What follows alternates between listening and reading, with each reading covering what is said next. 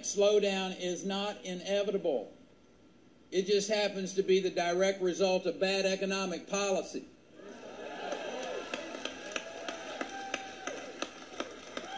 The president's tax and regulatory policies have slammed the door shut of opportunity for the average American who's trying to climb the economic ladder, resigning the middle class to stagnant wages, to personal debt, to deferred dreams.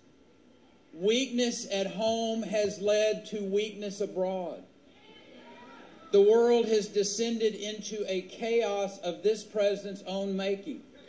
We won the war, but our president failed to secure the peace.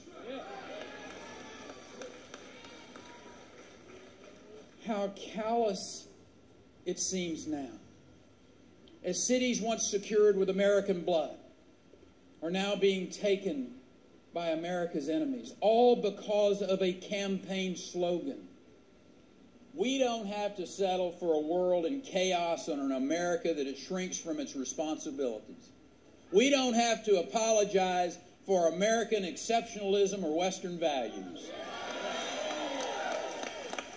We don't have to accept slow growth that leaves behind the middle class, that leaves millions of Americans out of work. We don't have to settle for crumbling bureaucracies that target taxpayers and harm our veterans. We don't have to resign ourselves to debt, decay, and slow growth. We have the power to make things new again, to project America's strength again, and to get our economy going again.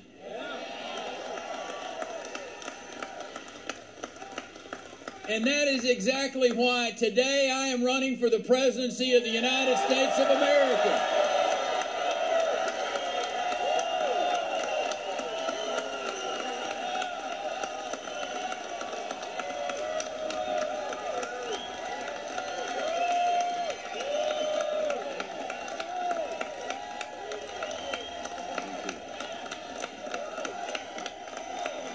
That's just wrong.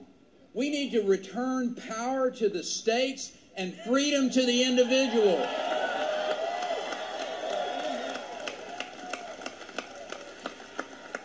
Today, our citizens and entrepreneurs are burdened by overregulation and this unspeakable debt. And debt's not just this physical nightmare. It's a moral failure. Now, I want to speak to the millennials just a moment. This massive debt, it's passed on from our generation to yours. This is breaking of a social compact. And you deserve better. And I'm going to offer a responsible plan to fix the entitlement system and to stop this theft from your generation.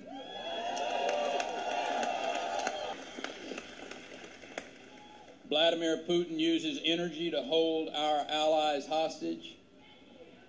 So here's our message. If energy is going to be used as a weapon, America will have the largest arsenal.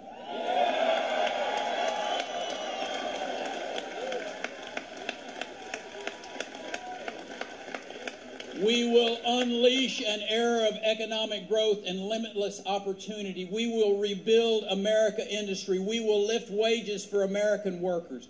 It can be done because it has been done in Texas.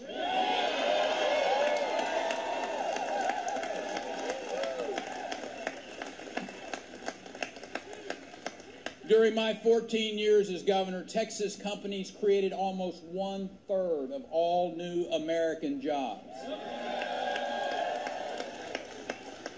In the last 7 years of my tenure, Texas created 1.5 million new jobs. As a matter of fact, without Texas, America would have lost 400,000 jobs. We were the engine of growth because we had a simple formula. You control taxes and spending, you implement smart regulations, you invest in an educated workforce, and you stop frivolous lawsuits. Texas now has the second highest high school graduation rate in the country. And it has the highest graduation rate for African American and Hispanic students. We led the nation in exports, including high-tech exports. We passed historic tax relief, and I'm proud to have signed balanced budgets for 14 years. Great lesson of history is that strength and resolve bring peace and order, and weakness and vacillation invite chaos and conflict. My very first act as president will be to rescind any agreement with Iran that legitimizes their quest to get a nuclear weapon. Heroes like Marcus Luttrell,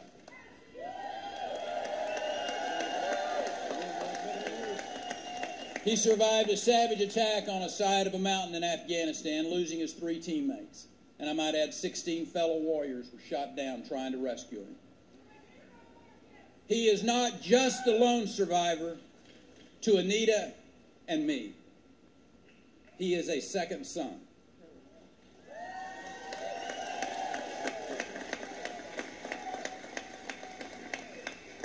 And Taya Kyle, who suffered the deep loss of her husband, Chris, an American hero.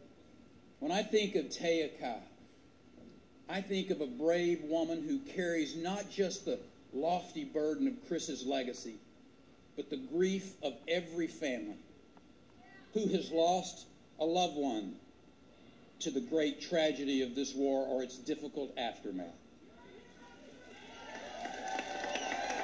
Anita and I want to thank Taya for her tremendous courage. America is an extraordinary country.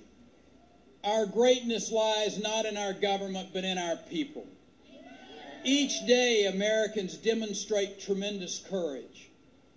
But many of those Americans have been knocked down, and they're looking for a second chance. Let's give them that second chance. Let's give them real leadership. Let's give them a future greater than the greatest days of our past.